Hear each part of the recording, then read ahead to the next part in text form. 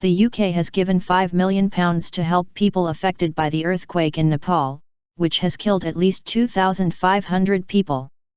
The government said it had released £3 million to address immediate needs and £2 million would be given to the Red Cross. Prime Minister David Cameron tweeted that a UK search and rescue team would be travelling to Nepal on Sunday night with RAF aircraft being sent on Monday. A number of Britons have been caught up in Saturday's earthquake and the powerful aftershock felt on Sunday. At least 17 people have been killed in avalanches on Mount Everest. Climbers and their guides have been cut off from Everest's devastated base camp, unable to come down because climbing ropes and ladders have been swept away.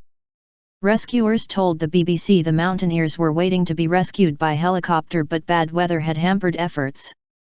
The exact number of stranded mountaineers is not known, but the Nepalese government said more than 50 climbers had been rescued. The earthquake struck in the midst of the spring season in Nepal, when most of the attempts to climb mountains in the region are made.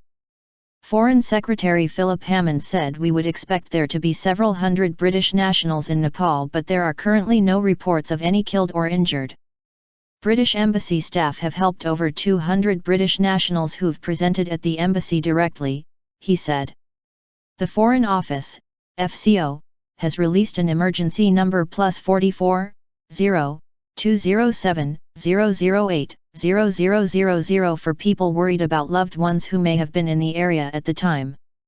Swaying streets. A British couple on their honeymoon are among a number of Britons caught up in the earthquake and subsequent avalanches in the Everest area. Alex Schneider and Sam Chappat, who are safe but cut off at a Mt Everest camp, described seeing an avalanche coming straight at them.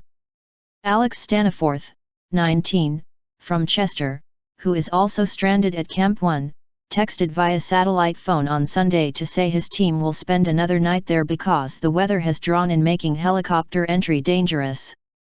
Tom Elphinstone and Zara Carey, both 26 and from London, had been hiking the Annapurna circuit in western Nepal and were in the town of Tansen when the earthquake hit. They have told family members of swaying streets and being in a building which moved like a ship with plaster falling off the walls. The Department for International Development has deployed a team of more than 60 search and rescue responders and medical experts to support the relief effort in Nepal.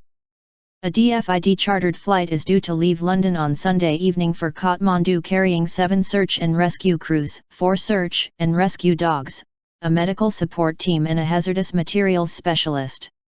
They will take with them more than 11 tons of kit, including torches, axes, rope, search cameras, stretchers, and tents. A Foreign Office rapid deployment team to provide further consular assistance for British nationals will also be on board, along with experts from leading aid agencies including the British Red Cross, Médecins Sans Frontières and Map Action, an international disaster mapping charity. International Development Secretary Justine Greening said, "These are brave men and women who will be doing crucial, life-saving work on behalf of the UK." Tanya Barron, from Plan International, has told the BBC of the scenes she has encountered while travelling through the more remote areas of the region. She said that although Kathmandu was in an area of devastation and massive need, the remote mountainous villages were almost without any support. She added, "The government is doing a good job, but nevertheless I have just driven past families sitting in the middle of the rubble of their homes trying to make little tarpaulins with small children." There was an aftershock of 6.7. Which is a pretty big earthquake on a normal day. Many more houses were brought down, so now as we travel through the countryside we see thousands of people camping out on hillsides with very little shelter.